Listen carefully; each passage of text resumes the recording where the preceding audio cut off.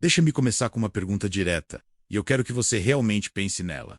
Se fé fosse uma garantia automática de riqueza, por que tantas pessoas sinceras, que oram, creem e vivem corretamente, continuam enfrentando dificuldades financeiras, enquanto outras enriquecem sem qualquer compromisso espiritual? Essa pergunta incomoda, e exatamente por isso, ela precisa ser feita. Hoje eu não quero te pregar um sermão. Quero te conduzir por uma reflexão lúcida, quase como uma aula, sobre fé, prosperidade e dinheiro, de um jeito que faça sentido tanto para quem é cristão quanto para quem não é.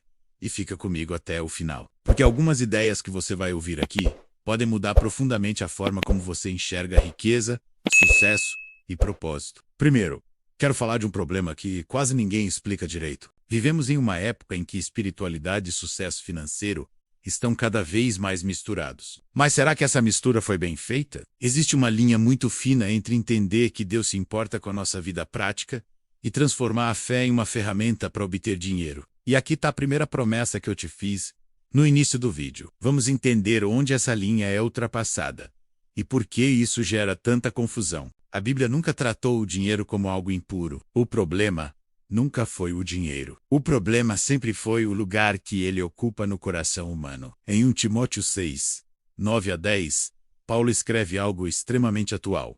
Os que querem ficar ricos caem em tentação, porque o amor ao dinheiro é a raiz de todos os males. Repare no detalhe.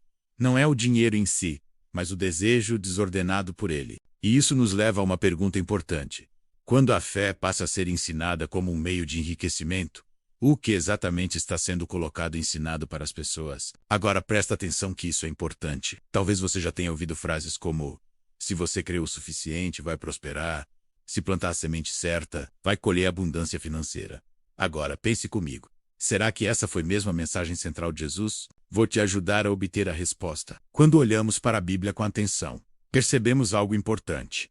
Ela não nega a existência de pessoas ricas. Pelo contrário, ela registra homens extremamente prósperos. Abraão era muito rico em gado, em prata e em ouro, como está registrado em Gênesis. Jacó prosperou de forma tão evidente que o texto diz que ele se tornou extremamente rico, possuindo grandes rebanhos e muitos bens. Salomão alcançou um nível de riqueza e sabedoria sem precedentes. E 1 Reis 10, 23 afirma que ele excedia todos os reis da terra em riquezas. Mas aqui está o ponto-chave, que muda completamente a interpretação. A riqueza desses homens não foi barganhada com Deus. Eles não negociaram fé por dinheiro. Eles não usaram espiritualidade como moeda de troca. A riqueza foi acrescentada ao longo de uma caminhada marcada por propósito, obediência, responsabilidade e tempo. Isso nos conecta diretamente às palavras de Jesus em Mateus 6,33. Busquem primeiro o reino de Deus e a sua justiça, e todas essas coisas lhes serão acrescentadas. Perceba com cuidado.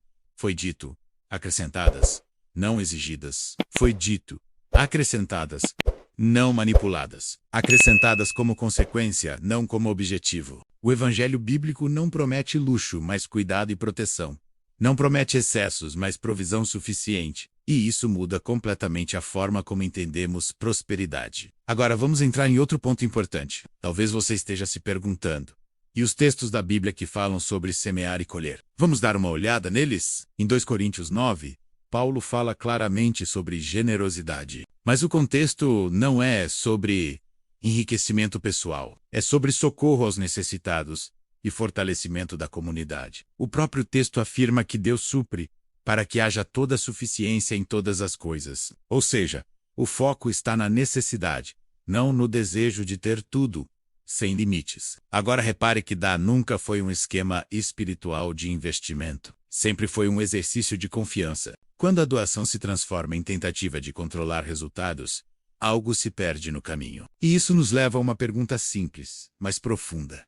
Será que algumas mensagens sobre prosperidade acabam confortando mais do que ensinando? E por que será que a teologia da prosperidade atrai tanta gente? Essa parte é fundamental para entender o fenômeno. Mensagens que prometem riqueza, em nome da fé, fazem sucesso porque tocam em algo muito do ser humano: o desejo por mais. A Bíblia reconhece isso. Ela nunca romantizou a natureza humana. Por isso Paulo escreve em Tito 1,11 sobre pessoas que, ensinando o que não convém, por torpe ganância, transtornam casas inteiras. Essa frase é forte porque expõe o problema real.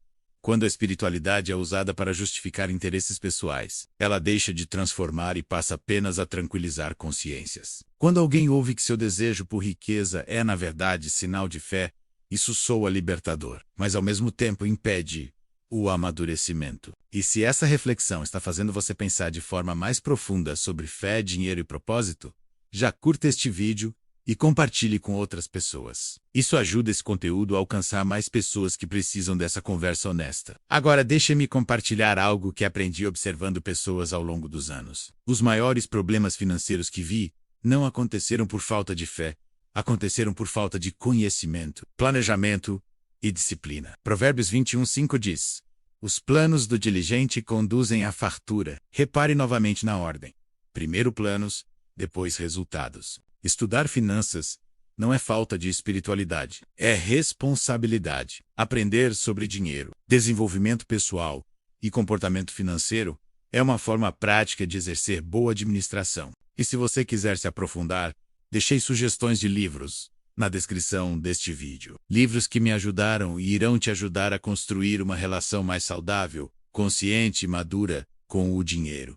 Mas qual a grande questão? A grande questão nunca foi se é possível prosperar à luz da Bíblia. A questão sempre foi como e para que prosperar. Quando o dinheiro ocupa o lugar errado, ele domina. Quando ocupa o lugar certo, ele serve. A fé bíblica não promete uma vida sem desafios. Ela promete uma vida com sentido, direção e provisão suficiente para cumprir um propósito maior. Se esse vídeo te ajudou, curta, compartilhe e deixe seu comentário. Isso fortalece o canal e amplia essa conversa necessária sobre fé, prosperidade e consciência financeira. Também te convido a assistir a outros vídeos do canal que estão aparecendo aí para você. Irão complementar o seu entendimento e ampliar a sua consciência.